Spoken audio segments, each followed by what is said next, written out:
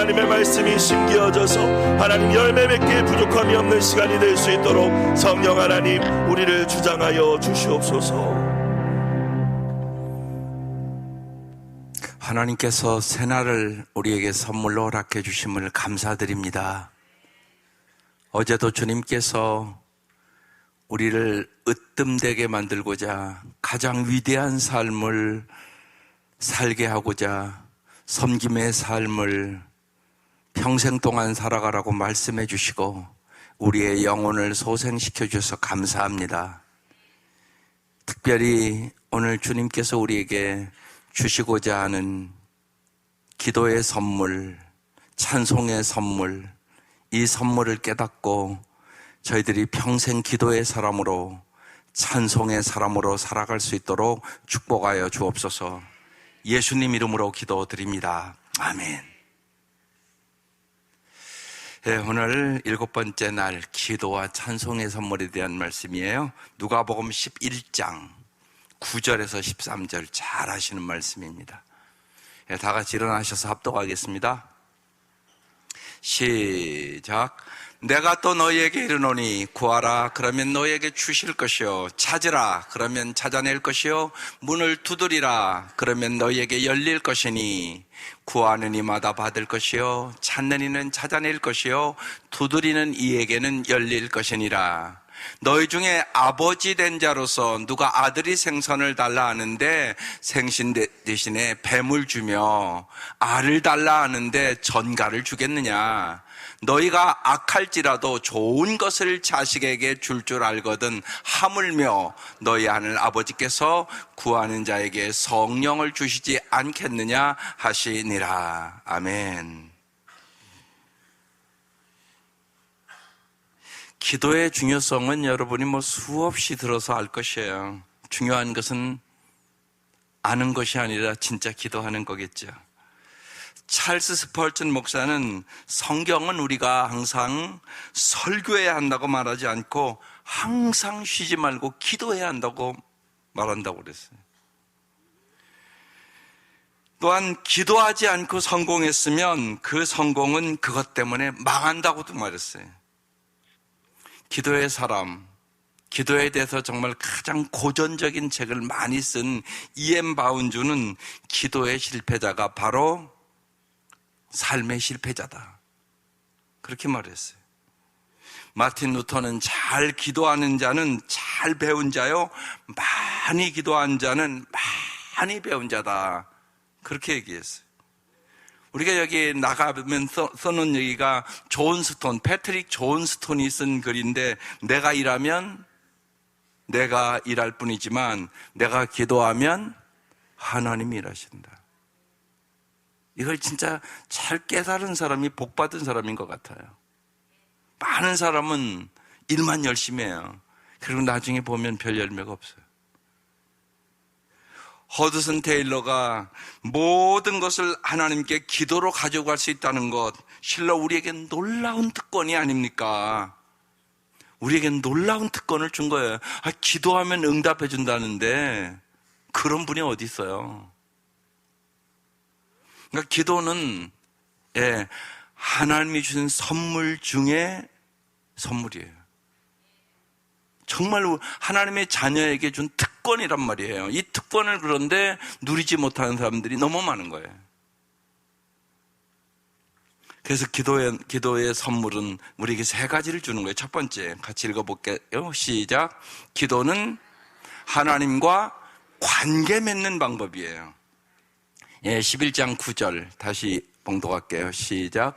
내가 또 너에게 이르노니 구하라 그러면 너에게 주실 것이요 찾으라 그러면 찾아낼 것이요 문을 두드리라 그러면 너에게 열릴 것이니. 이 말씀을 잘 보세요. 구하라, 찾으라, 문을 두드리라. 이 3개의 명령이 다 현재 진행형으로 돼 있어요.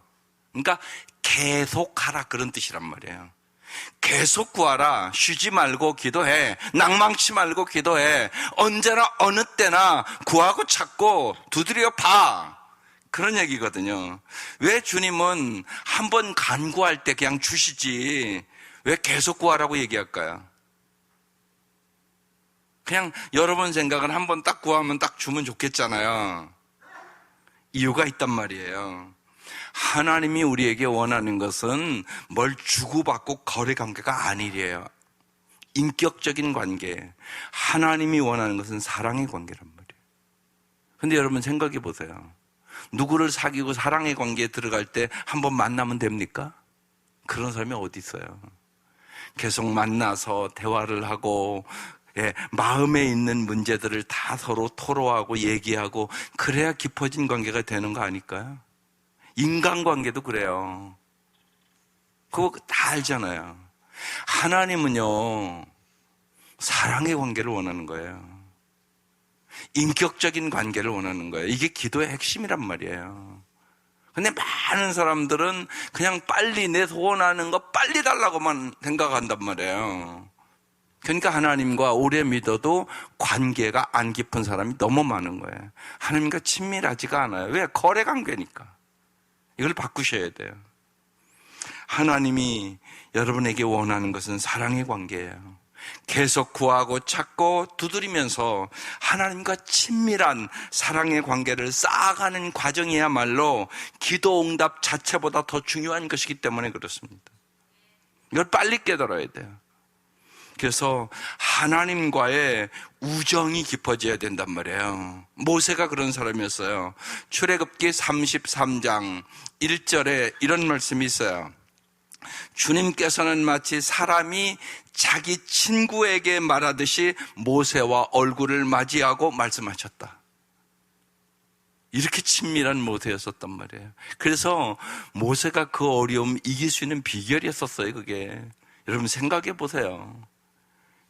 200만 가까이 되는 그 불평하는 그 민족을 이끌고 가는 게 얼마나 어려웠겠어요, 모세가. 하나님과 친구와 대화하듯 언제나 대화를 했기 때문에 이길 수 있는 능력을 얻었던 거예요. 독일에 가난한 한 젊은 두 화가가 있었대요. 알프레이드 듀러라는 사람과 프란츠 닉스타인이라는 두 분이 아주 우정이 깊은 친구였었어요. 두 사람은 생계를 위하여 육체적인 노동이 너무 고단해서 그림 공부를 잘 충분히 할 수가 없었어요. 그래서 둘이 어느 날 상의를 했어요.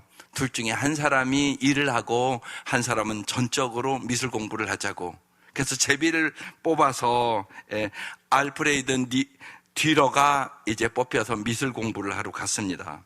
그 대신 이제 친구 프란츠는 일을 2배 정도로 더 열심히 하며 그 친구가 그림 공부를 잘하도록 도와줬어요. 알프레이드 듀러가 어느 정도 이제 화가로 자리를 잡고 고향에 돌아왔는데 친구 프란츠가 무릎을 꿇고 기도하는 광경이 목격되었어요. 그러면서 이렇게 기도하는 거예요. 하나님, 이미 제 손이 이미 다 망가져서 저는 그림을 그릴 수 없사오니 제 친구를 제 대신하여 위대한 화가로 만들어 주십시오. 이 광경을 목격한 알프레히드 듀러가 친구의 이 장면을 그림으로 그려요. 그게 유명한 세계적인 작품 기도의 손이에요. 한번 띄워줘 보실래요? 저 작품이에요. 아마 많은 가정의 집에 저희들도 제 침대 옆에 저 그림이 있습니다. 저게 알프레드 듀러가 그린 기도하는 손이라는 유명한 세계적인 작품이에요. 저 손이 여러분의 손 될 수 있기를 바라요. 기도는 단순히 응답받기 위한 거래가 아니에요. 하나님과의 우정을 쌓는 과정이란 말이에요. 이러한 여러분 우정의 친구가 여러분 정말로 가정교회를 하면서 이 우정이 있기를 바랍니다. 제가 지난 초원 모임에서도 장로님들에게 부탁을 했어요. 정말로 서로 우정 있는 장로들 됐으면 좋겠다고. 서로 정말 사랑하고 우정 있는 장로들이 돼야 교회가 아름다웠지 않겠냐고. 여러분 그렇습니다. 여러분 중고등부도 마찬가지고 초등부도 마찬가지예요. 평생 우정을 맺으면 평생 기도해주는 친구가 되잖아요. 이건 엄청난 일이에요. 그걸 만드셔야 돼요. 그게 중요합니다. 그래서 아동부 목장도 중요하고 중고등부 목장도 중요해요. 그 아이들이 만나서 정말로 하나님과의 우정을 쌓으면서 우리 평생 기도해 주자고, 우리 서로 기도하고 살자고, 이런 관계가 돼야 진정 크리스찬으로서의 아름다운 평생의 축복을 얻게 되는 거죠. 이것을 쌓아야 돼요. 교사들도 그런 생각을 언제나 가지고 아이들을 길러야 되고, 그래야 평생 아름다운 관계가 되는 거예요. 여러분이 어떤 사람과 여러분 정말 친밀한 우정을 가지려면 4가지 질문을 만날 때마다 해봐야 돼요. 첫 번째는요, 정말 요새 너 어려운 게 뭐 있어? 왜냐면 기도해 주려고. 어려운 거 물어보는 거예요. 다 어려움이 있어요. 어린아이들도 다 어려움이 있단 말이에요. 요새 어려운 일이 뭐야? 그건 물어보는 거예요. 그리고 정말 그 어려운 문제를 가지고 만날 때마다 기도해 주는 거죠. 두 번째는 너 요새 유혹받는 게 뭐야? 사람은 다 약점이 있어요. 그래서 하지 말아야 되는데 어떤 애는 유튜브가 이게 유혹이에요. 날마다 그걸 자꾸 봐. 그거 당신이 유혹받는 게 뭐야? 그러니까 자기의 약점과 잘 안 되는 걸 얘기하는 거예요. 세 번째는 너는 어떻게 격려받아? 어떤 때 용기와 힘을 얻어서 새롭게 일을 시작하고 싶은 용기가 생겨? 세 번째, 언제 격려받아? 그거 물어보는 거예요. 네 번째, 너 요새 하나님과의 관계가 어때? 너 요새 기도해? 요새 말씀 봐? 이 4가지를 만날 때마다 물어보세요. 그러시면 관계가 무지하게 깊어져요. 가정에서도 물어보세요, 아이들에게. 그러면 부모의 관계가, 또 자녀들과의 관계가 깊어져요.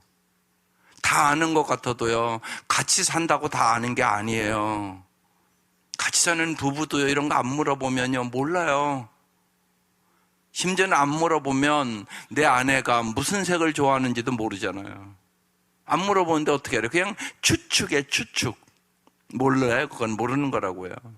그래서 반드시 이 4가지 질문을 하세요. 무지하게 중요한 질문입니다. 이게 깊은 우정을 쌓아가는 질문이에요. 꼭 마음속에 새겨보시고, 어려운 것이 무엇인가? 유혹받는 것이 무엇인가? 어떤 때 격려를 받는가? 그리고 요 사이에 하나님과의 관계는 어떤가? 그래서 여러분이 정말 하나님과의 우정을 쌓고, 또 인간관계 속에서도 정말 참으로 처자식을 맡길 수 있는 우정을 가지고 있다면 이건 엄청난 축복 아니겠어요? 그런 분들이 있더라고요. 나는 처자식을 맡길 만한 친구가 있다고. 이 사람은 인생 참 잘 살은 사람이에요. 그렇잖아요. 여러분 그런 친구가 있습니까? 이 은혜가 함께 하시기를 주의 이름으로 축원합니다. 두 번째 기도는 띄워주세요. 두 번째, 시작. 기도는 하나님의 사랑을 경험하는 과정이에요. 오늘 11장 11, 12절 다시 읽어볼게요. 시작. 너희 중에 아버지 된 자로서 누가 아들이 생선을 달라 하는데 생선 대신에 뱀을 주며 알을 달라 하는데 전갈을 주겠느냐. 이런 아버지는 없다는 거죠. 아버지와 아들의 관계를 설명하는 거예요. 여러분 언제나 제임스 패커는 날마다 아침과 저녁에 꼭 했다고 그래요. 하나님은 나의 아버지십니다. 나는 하나님의 아들입니다. 내 집은 천국입니다. 나는 날마다 한 걸음 한 걸음 천국을 향하여 걸어갑니다. 성도들은 나의 형제입니다. 이런 고백을 날마다 했다고 그래요. 그게 참 중요하단 말이에요. 나와 하나님과의 관계가 어떤가를 마음에 날마다 새겼다는 얘기거든요. 정말로 하나님과 우리의 관계는 거래 관계가 아니잖아요. 부모가 자식들에게 희생하면서 모든 것을 내주는 이유는 한마디로 뭐 때문에 그래요? 사랑 때문에 그런 거잖아요. 그래서 기도는 하나님과 사랑의 관계를 경험하는 통로입니다. 시편 89편 26절 시작. 그가 내게 부르기를 주는 나의 아버지시여 나의 하나님이시여 나의 구원은 바이시라 하리로다. 여러분 육신의 아버지는 돌아가시면 아무것도 해줄 수 없잖아요. 진짜 뭐 여러분이 잘 아는 대로 저는 아버지 5살에 돌아가셨으니까 아버지랑 밥 먹은 기억도 없다니까요. 하나님을 믿고 그래서 아버지 처음 불렀어요. 영원한 아버지라고 그러시더라고요. 하나님이 나에게 내가 너의 영원한 아버지다. 그렇습니다, 여러분. 영원한 우리의 아버지 어머니가 되실 분은 오직 주님이세요. 이분을 잘 여러분이 가르쳐주면 여러분 자식 잘 되는 게 소원이잖아요. 하나님이 반드시 잘 되게 해주시지 않겠어요? 주님은 여러분의 아버지라고요. 그래서 제가 여러분에게 새벽마다 주여라고 옛날에는 많이 불렀잖아요. 우리 주여 삼창하고 기도하자 그렇게 했잖아요. 그보다 더 친밀한 음성이 아버지가, 우리는 아버지 부르면서 기도하자. 제가 그렇게 말씀드리는 거예요. 하나님은 여러분의 아버지세요. 영원한 아버지세요.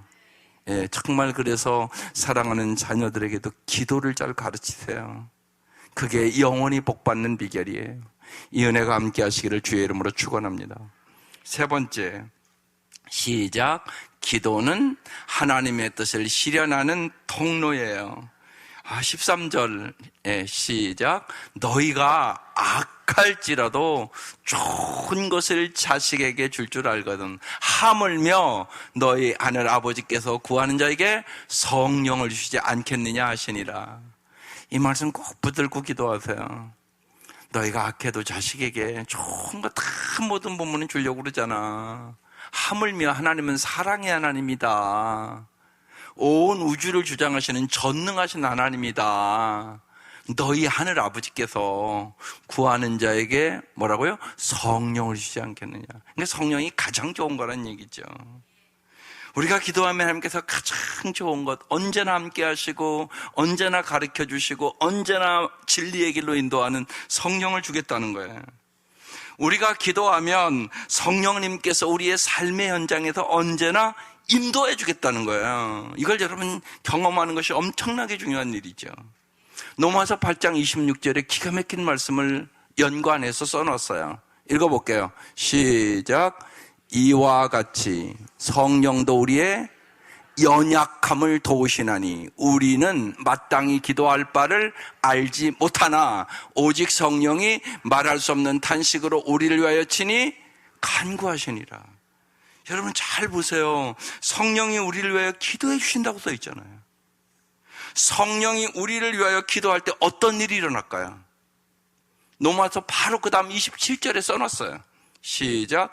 마음을 살피시는 이가 성령의 생각을 아시나니 이는 성령이 하나님의 뜻대로 성도를 위하여 간구하심이니라. 성령은 하나님의 뜻을 정확히 알고 있고 우리를 통해 하나님의 뜻을 이루기 위하여 기도해 주신다는 거예요. 이런 축복이 어디 있겠어요? 그러니까 기도할 때 이 경험을 하는 거예요. 아, 성령이 나를 도와주는구나. 성령이 인도해 주는구나. 아, 성령이 지혜를 주시는구나. 성령이 능력을 주시는구나. 아, 성령님이 사랑을 내 마음에 부어주시는구나. 이걸 경험하는 거예요. 이게 놀라운 일이죠. 그래서 성령 충만하면 승리하는 겁니다. 인생의 어려운 일은 다 있단 말이에요. 그때 필요한 게 지혜란 말이에요. 올바른 판단력. 그때 필요한 것이 내 힘으로 안 되니까 능력이 필요한 거잖아요. 또한 살다 보면 사랑이 안 되고 용서가 안 되는 사람이 꼭 있어요. 거기에 묶이면 내가 그 노예가 돼요. 내가 비참해지는 거예요. 누굴 용서하지 못하잖아요. 그럼 제일 힘든 사람이 나예요, 나. 많은 경우요, 그 한 사람은요, 한 줄도 몰라요. 예. 그러니까 쉬운 얘기로요, 남편이 아내 아침에 상처 입히고요, 직장 가면은요, 다 잊어버려요. 그런데 아내는 그거 하루 종일 생각해요. 아침에 상처 입으면요. 예. 근데 남편은 아무렇지 않은 것처럼 저녁에 들어와요. 그런 일들이 부지기수란 말이에요. 성령께서 이 모든 상처와 아픔을 치료해 주시고 이길 수 있는 능력을 주시는 거예요. 성령으로 말미암아 하나님의 사랑이 부음바 되었느니라. 이래야 승리하는 거예요. 사랑의 삶 내 힘으로 되는 거 아니에요. 어제 나는 섬김의 삶 내 힘으로 되는 거 아니에요. 오직 성령의 능력으로 되는 거예요. 그래서 가장 좋은 것이 성령을 주시지 않겠느냐? 그렇게 얘기한 거예요. 가장 좋은 선물이 성령이라고 얘기하는 거예요. 이 성령의 역사 속에 살아가면 어떤 결과가 오냐? 그것이 어제도 나눴지만 로마서 8장 28절 말씀이 이루어지는 거예요. 읽어볼게요. 띄워져 보실래요? 없나요? 있을 텐데. 예. 무슨 말씀이에요? 로마서 8장 28절.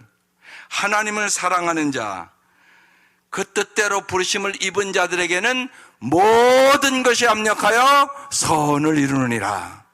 이 말씀이 이루어지는 거예요, 내 삶 속에서. 그래서 어려움과 힘듦과 그런 게 다 아름답게 마무리되는 거예요. 요셉의 인생처럼 요셉이 그렇게 된 거예요. 예, 애굽에 팔려갔을 때 인간적으로 얼마나 절망했겠어요. 그것도 형제들에게. 예, 또한 잘 정직하게 살고 보디발의 집에 요셉이 들어온으로 막 복을 받고 그러는데 보디발의 아내가 유혹해서 또 감옥에 들어가잖아요. 그런데 하나님은 그 감옥에서 국무총리를 만들잖아요. 인간의 상상을 초월한 일 아니세요? 하나님 그렇게 하나님을 사랑하는 자, 그 뜻대로 부르심을 입은 자들에게는 모든 것에 합력하여 선우리는 복을 주시는 거예요. 이 은혜가 함께 하시기를 주의 이름으로 축원합니다.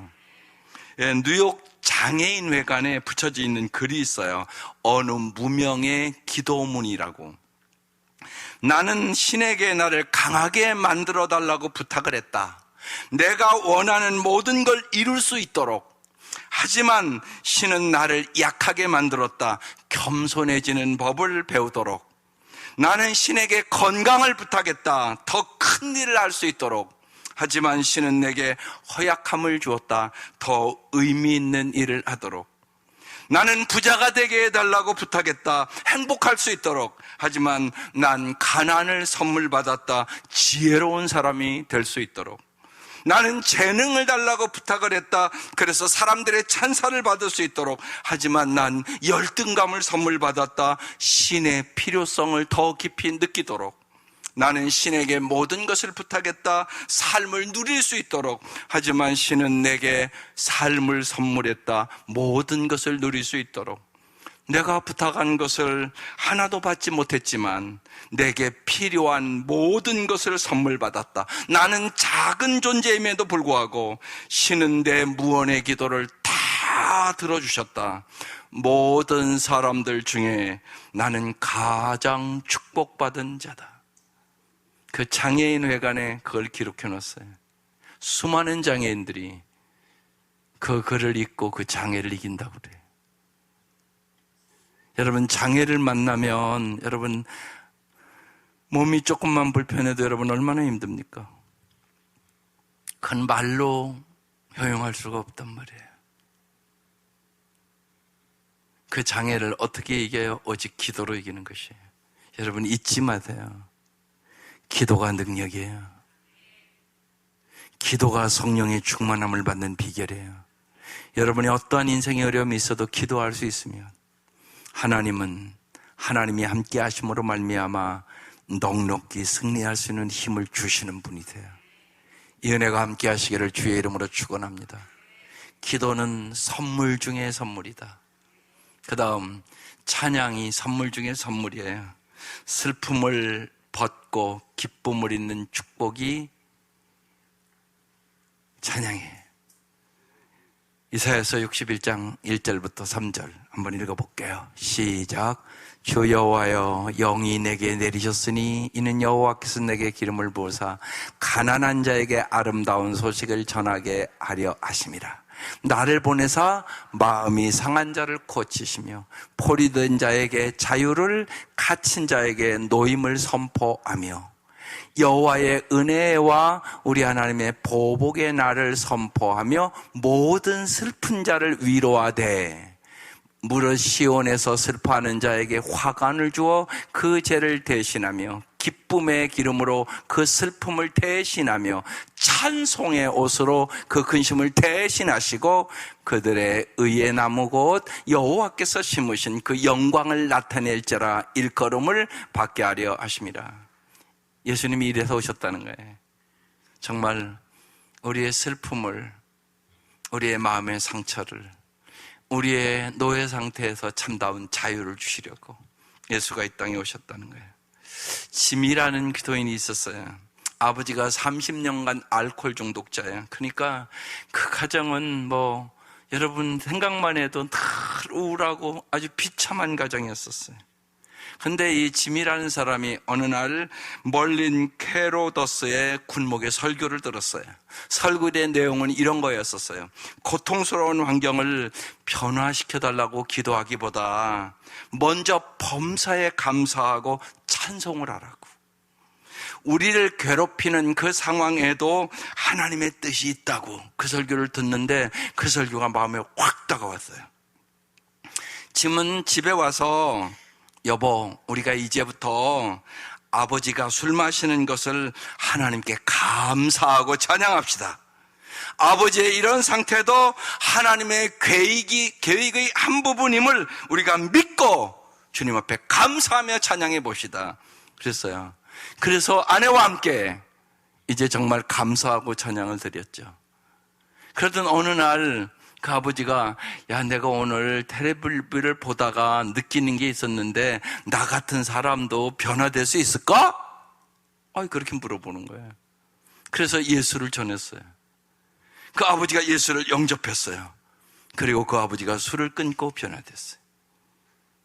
짐의 아버지는 예수를 영접하고 알코올 중독에서 해방됐어요. 이게 예수님이 하시는 일이에요. 이것이 찬송의 능력이에요.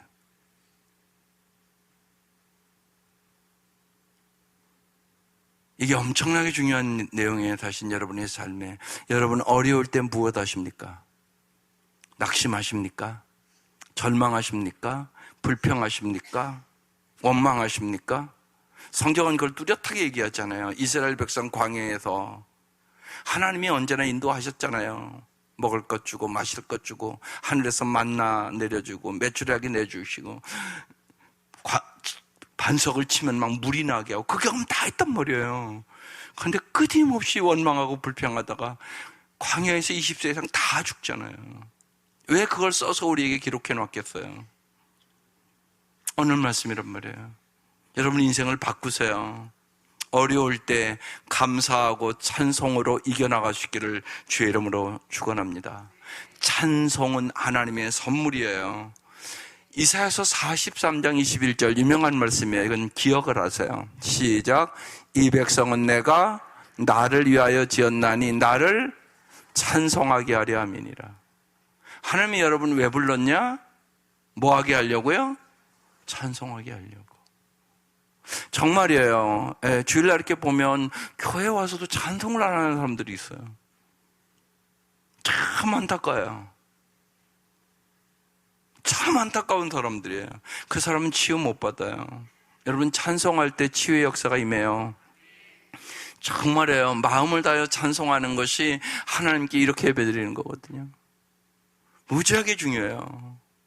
그래서 제가 교회 딱 들어오면 예배에만 집중하라고 얘기를 드리는 것이에요. 찬송을 한 곡을 불러도 온 마음을 다해서. 그래서 저는 그 가사를 중요하게 여겨요. 한 달 동안 기도하고 다음 달 찬양, 주제 찬양 정하는 거예요. 주제 찬양 정할 때 그 가사를 성도들의 마음에 매주 부르면서 가슴에 새기기를 원하는 내용이에요. 그 가사들. 가사가 중요한 거예요. 가사가. 틀려도 괜찮아요. 크게 부르세요. 하나님이 들으시는 거잖아요. 하나님이 여러분의 마음을 보는 거잖아요. 참 안타깝게 찬양을 그냥 크게도 안 하고 그냥 이렇게 그런 분들이 있어요. 없는 게 아니라 바꾸세요. 누가 틀린다고 뭘 하지 않아요. 하나님이 받아주시는 거예요. 그래서 정말 온 마음을 다하여 하나님 저 가사대로 이루어지게 하여 주옵소서 기도하며 부르시기를 바라요. 왜? 하나님은 보세요. 여러분 찬송 부르게 하려고 하나님이 여러분 만들었다고 그러잖아요. 이 백성은 내가 나를 위하여 선택하고 지은 백성이다. 나를 찬송하게 하려 함이니라. 이게 목적이란 말이에요. 여러분 땡하게 하려고 이거 만든 거잖아요. 이게 땡소리 안 내면 이게 무슨 소용이 있겠어요.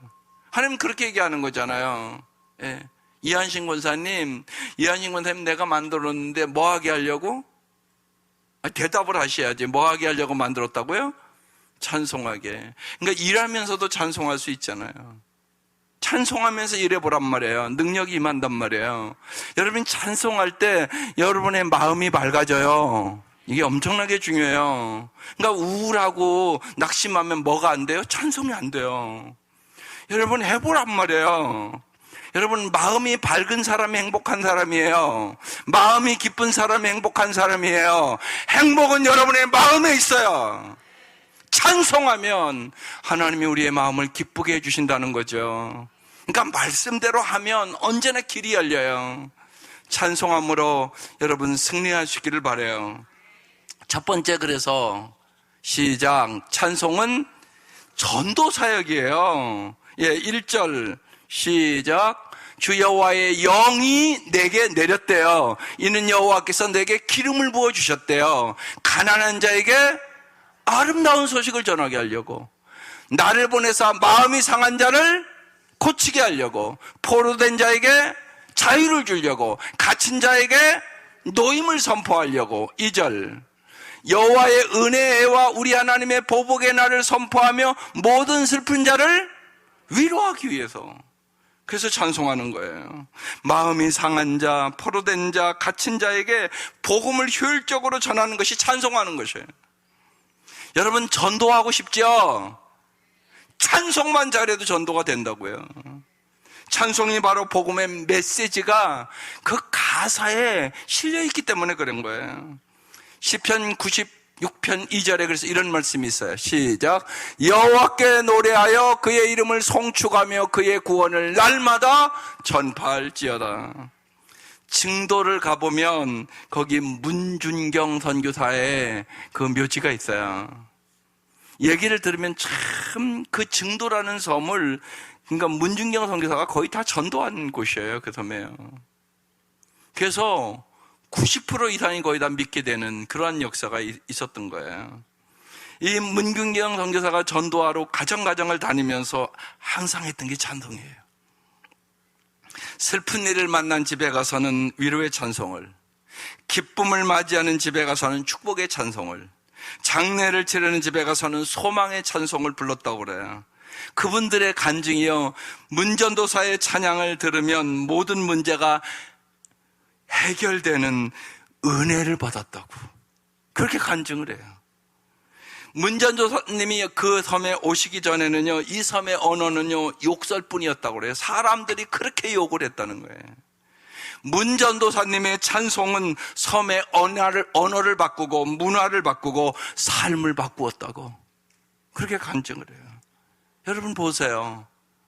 집집마다 가서 찬송을 불러주는데 수많은 사람이 그 찬송을 듣는 것을 들으면서 위로를 받고 새 힘을 얻고 예수님이 전파되는 역사를 이루었어요. 여러분 찬송이 여러분의 가정을 변화시키는 거예요. 여러분 생각해 보세요. 가정에서 가족이 찬송 부릴 때 마귀가 물러가요. 역사가 일어나요. 여러분 마귀의 역사가 있어요. 여러분의 가정에. 어느 가정은 항상 우울해 들어가 보면 마귀의 역사란 말이에요. 어떤 가정은 들어가 보면 언제나 밝아. 성령의 역사예요. 가정이 따뜻하고 밝아야 여러분 아이들도 자라고 아름답지 않겠어요? 그게 찬송의 역사야. 여러분의 가정의 부리기를 여러분 찬송하며 정말로 복음의 놀라운 역사를 경험할 수 있기를 주의 이름으로 축원합니다. 두 번째, 시작. 찬송은 슬픔이 기쁨으로 바뀌는 뭐라고요? 치유 사역이에요. 3절에 써 있잖아요. 무릇 시온에서 슬퍼하는 자에게 화관을 준대요. 그 죄를 대신하여 기쁨의 기름으로 그 슬픔을 대신하여 무슨 옷 입혀준다고요? 찬송의 옷. 찬송의 옷 입으세요. 여러분 이 옷 입는다고 행복해지는 게 아니에요. 좋은 옷 입는다고 행복해지는 게 아니에요. 찬송의 옷을 입어야 행복해져요. 찬송의 옷을 입으세요. 옷 입을 때마다 꼭 기억이 나야 돼요. 성령의 역사 속에 하나님 찬송의 옷도 입게 하여 주십시오. 그러면서 찬송하며 나오고 예, 여러분 기도도 그래요. 이 자리에서 충만하게 기도하잖아요. 그러면 나갈 때 찬송이 나와요. 그게 충만한 기도입니다. 반드시 그래요. 충만히 기도한 사람은 성전 나갈 때 찬송이 나온다. 그 역사가 반드시 있는 것이에요. 예, 주님은요, 슬픔을 기쁨으로 바꾸시는 분이에요. 근심을 찬송으로 바꾸시는 분이에요. 이것이 예수님의 치유사역의 본질이에요. 성령이 임하시고 예수님이 나의 삶의 주인이 되었다는 확실한 증거가 찬송입니다. 아까 말씀드린 멀린 헤로더스가 그래서 옛날에 저도 읽었는데 큰 은혜가 됐어요. 제목이요, 감옥 생활을 찬송 생활로예요. 1700만 부가 팔렸어요. 제목이 뭐라고요? 감옥 생활을 찬송 생활로. 이 책은요, 수많은 사람들이 치유의 책이 됐어요. 이 멀린이라는 이 목사님이 예수님을 만난 후 그의 삶에 빛이 된 두 개의 선고가 자기의 마음속에 확 들어왔다는 거예요. 그 선고가 뭘까요? 여러분 잘 아는, 금방 다 얘기한 선고예요. 첫 번째 선고가, 띄워줘 보실래요? 이 말씀이에요. 여러분 잘 아는 말씀이잖아요. 다시 마음에 새기세요. 시작. 범사에 감사하라. 이것이 그리스도 예수 안에서 너희를 향하신 하나님의 뜻이니라. 여러분 감사하는 사람만 찬송 나오는 거잖아요. 두 번째 선고, 시작. 우리가 알거니와 하나님을 사랑하는 자 곧 그의 뜻대로 부르심을 입은 자들에게는 모든 것이 압력하여 선을 이루느니라. 그래서 하나님을 사랑하라고 얘기하는 거예요. 하나님을 사랑하는 사람은 반드시 압력하여 선을 이루시는 거예요. 몸과 마음과 뜻을 다하여 하나님을 사랑하는 것이 인생의 가장 중요한 일이다. 그러면 모든 것이 압력하여 선을 이루어 주신다. 그 말씀이에요. 마지막으로요, 세 번째, 시작. 띄워주실래요? 세 번째.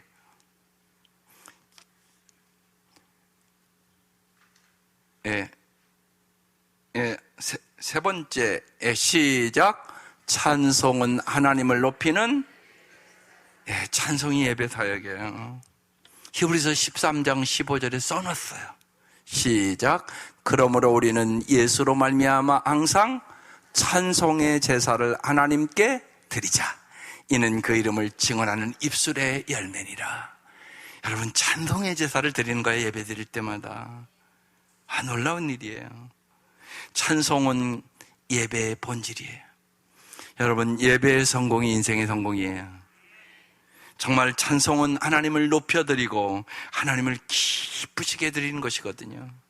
찬송하며 감사하는 사람은 인생의 어떤 전투에서도 승리할 수 있다는 것이에요. 그래서 여러분이 힘들고 어려울 때 언제나 그거 보셔야 돼요. 나에게 기도가 있는가? 나에게 찬송이 있는가? 이걸 점검하는 거예요. 어려움은 인생에 있어야 없는 사람이 어디 있겠어요. 그런데 여러분이 기도할 수 있으면, 찬송할 수 있으면 반드시 승리할 수 있게 되는 것이에요. 그래서 하나님은 기도와 찬송을 선물로 주셨어요. 이 선물을 정말로 누릴 수 있는, 날마다 기도하며 날마다 찬송하며 승리하는 우리 성도들 되시기를 주의 이름으로 축원합니다. 기도드리겠습니다. 하나님께서 우리에게 오늘 이 아침도 승리의 선물을 주시니 감사드립니다. 날마다 이제 아무것도 염려하지 말고 모든 일에 기도와 간구로 감사함으로 하나님께 아뢰일 수 있도록 도와주시옵소서. 하나님 앞에 우리의 슬픔을, 우리의 아픔을, 우리의 절망을, 우리의 부족함을 엎드려 기도할 때마다 하나님 위로하여 주시고, 하나님 용기를 주시고, 하나님 치유하여 주시고, 주님께서 구하는 것이나 생각하는 것에 넘치도록 채워주시옵소서. 그래 진실로 우리의 삶이 여호와는 나의 목자시니 부족함이 없다고 고백하며 살아갈 수 있도록 역사하여 주옵소서.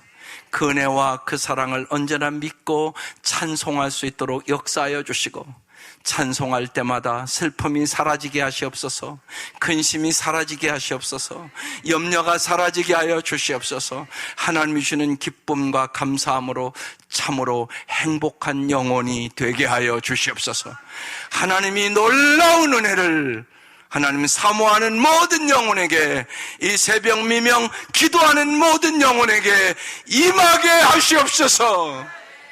이제는 우리를 죄악에서 구원해 주신 우리 주 예수 그리스도의 은혜와 하나님의 사랑하심과 성령의 교통하심이 사랑하는 온 성도들 위에, 가정 위에, 자녀들 위에, 생업 위에, 온 간구하는 모든 사람들 위에 지금부터 영원까지 함께 하시기를 간절히 축원하옵나이다. 아멘. 아버지 한번 부르고 또 새겹질 간절히 기도하시고, 오늘부터 특별히 한 주 동안은 부흥에 위하여 뜨겁게 온 성도들이, 그리고 여러분이 초청하는 분들이 꼭 마음의 문을 열고 은혜 받을 수 있도록 부흥회를 위하여 기도해 주십시오. 아버지 한번 부르고 기도하겠습니다. 아버지, 아버지가